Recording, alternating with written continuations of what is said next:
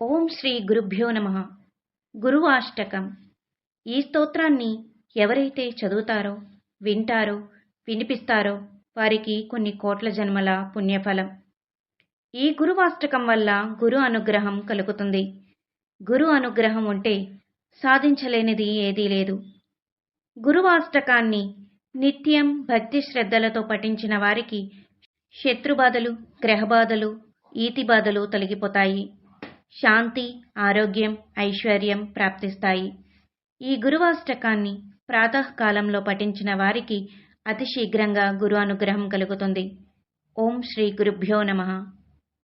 శరీరం సురూపం తథా వా కళత్రం యశచ్చారు చిత్రం ధనం మేరుతుల్యం మనశ్చైనలగ్నం గురోరం గ్రిపద్మే తతః కిం తతః కిం తతః కిం తతః కిం కళత్రం ధనం పుత్రపౌత్రాది సర్వం గృహం బాంధవః సర్వమేతద్ధి జాతం మనశ్చైనలగ్నం గురోరంగ్రిపద్మే తతః కిం తతః కిం తతః కిం తతః కిం షడంగాదివేదో ముఖే శాస్త్రవిద్యా కవిత్వాదిగద్యం సుపద్యం కరోతి మనశ్చైనలగ్నం గురోరంగ్రిపద్మే తతః కిం తతః కిం తతః కిం తతః కిం విదేశేషు మాన్యః స్వదేశేషు ధన్యః సదాచారవృత్తేషు మత్తో న చాన్యః మనశ్చైనలగ్నం గురోరంగ్రిపద్మే తతః కిం తతః కిం తతః కిం తతః కిం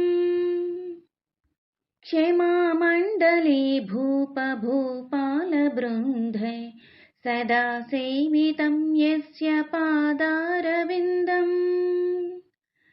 మనశ్చైనలగ్నం గురోరంగ్రిపద్మే తతః కిం తతః కిం తతః కిం తతః కిం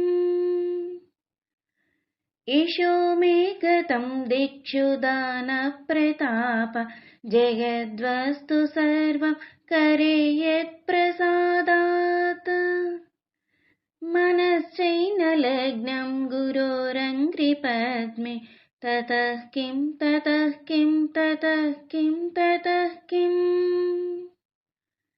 న భోగో న యోగేన వా వాజిరాజో న కాంతాముఖేనైవ విత్తేషు చిత్తం మనశ్చైనలగ్నం గురోరంగ్రిపద్మే తతః కిం తతః కిం తతః కిం తతః కిం అరణ్యేన వా స్వస్య గేహేన కార్యే న దేహే మనోవర్తతే మే త్వనర్ఘ్యే మనశ్చైనలగ్నం గురోరంగ్రిపద్మే తతః కిం తతః కిం తతః కిం తతః కిం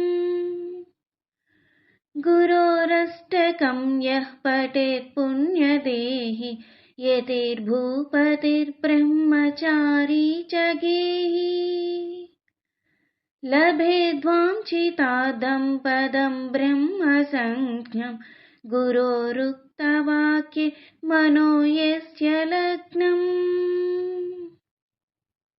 ఇది శ్రీ గుర్వాష్టకం సంపూర్ణం. నా వీడియో కనుక మీకు నచ్చినట్లయితే లైక్ చేయండి, షేర్ చేయండి, సబ్స్క్రైబ్ చేయండి.